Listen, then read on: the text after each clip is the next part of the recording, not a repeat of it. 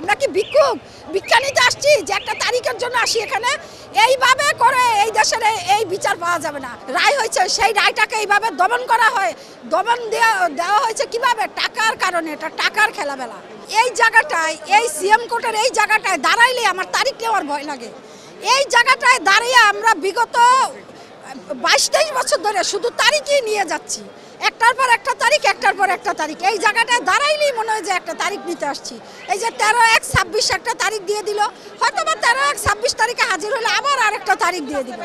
এভাবে তারিখ দিয়ে পিছানোর অর্থ হচ্ছে মামলাটাকে দুর্বল করা, মামলাটাকে ক্রাশ করে হাতে নেওয়া। যেমন আমরা কোনো কিছু খেতে চাইলে তখন গরম গরম খাবো। যখন আমরা 29 বছর পরে হত্যাকাণ্ডের রায় পেলাম আমরা 20 অক্টোবর, যদি সাথে সাথে আদেশ দেওয়া হতো যে আসামিদের ধরা হোক, আসামিদের অ্যারেস্ট করলেই দেখতেন যে জবানবন্দিতে সত্য একদম সব কিছু পরিষ্কার বের হয়ে আসতো। কেন এগুলো সাজানো ঘটনা, সাজানো প্ল্যাটফর্ম, একটা নাটকের প্ল্যাটফর্ম যেমন সাজানো থাকে। এই হত্যাকাণ্ডের 17 জন তো আছেই, 17 জনের বাইরে আরও 17 জন আছে। এটা একটা সাজানো নাটক এবং মূল নায়িকা সামিরা দেখেন এতদিন অনলাইনে ছিল। আমরা কোনো একটা প্রোগ্রাম বা কোনো একটা মানববন্ধনের ডাক দিলে বা কোনো একটা আর্কাইভে সিনেমা দেখানো হলো, সামিরা এসেই শুরু করতো। এটা একটা আত্মহত্যা, নীলা চৌধুরী এটা করছে সেটা করছে। আজকে সামিরা তুই অনলাইনের বাইরে কেন?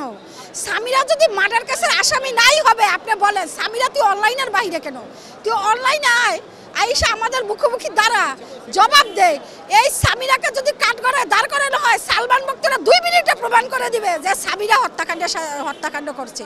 একটা ঘরে স্ত্রী থাকাকালীন স্বামী কিভাবে সুইসাইড করে, আবার পাশের ঘরে গিয়ে সুইসাইড করে, এটাকে একটা সাজানো নাটক। আর এতদিনও তো আপনারা বিশ্বাস করছেন যে সামিরার পিছনে আজিজ মোহাম্মদ বাহরাইনের টাকার একটা কালো হাত আছে। কালো হাত না থাকলে এইভাবে চলমান বাংলাদেশে 29 বছর পর একটা রায় হয়েছে, সেই রায়টাকে এইভাবে দমন করা হয়। দমন দেওয়া হয়েছে কিভাবে? টাকার কারণে। এটা টাকার খেলাবেলা। দেখেন আমরা যখন রমনা থানায় গেলাম, সালমান শাহর বাড়িতে গেলাম, ইস্কাটন প্লাজা, তখন গোলাম ফারুক স্যার একটা কথাই বলেছিল যে সালমান শাহ এমন একটি নায়ক, তার বিরূপ কোনো লোক দেখি নাই। এই কথাটি কি আপনি শুনছেন কিনা? অবশ্যই শুনছেন। আমি যেহেতু শুনছি, সবাই শুনছে। এখন এত বড় একটা কথা বলার পরে উনি কিন্তু সেইভাবে কাজটা করে আমাদের দেখায় নাই। ওনারা যদি আদালতে বলতো আপনারা চার্জশিট দেন, আমরা আসামিদের ধরি, আর আদালত যদি এই বিষয়টা মাথায় নিত যে 29 বছর পর একটা রায় হয়েছে, সেই রায়টা আমরা সেইভাবেই কাজ করে দেখাই, আজকে কিন্তু আমরা দেখেন নিরাশা হতাম না। এখানে সবাই হতাশা, সবাই অনেক দূর থেকে আসছে একটা শোনার জন্য যে কি হয়, রায় কি হয়। আমার মনটা অস্থির হয়ে রয়েছে, রায় কি হয়। আপনার মনটা অস্থির হয়ে রয়েছে, রায় কি হয়। সেদিকে একটা তারিখ দিয়ে দেয়। আমরা কি ভিক্ষুক বিজ্ঞানীতে আসছি যে একটা তারিখের জন্য আসি এখানে? এইভাবে করে এই দেশের এই বিচার পাওয়া যাবে না।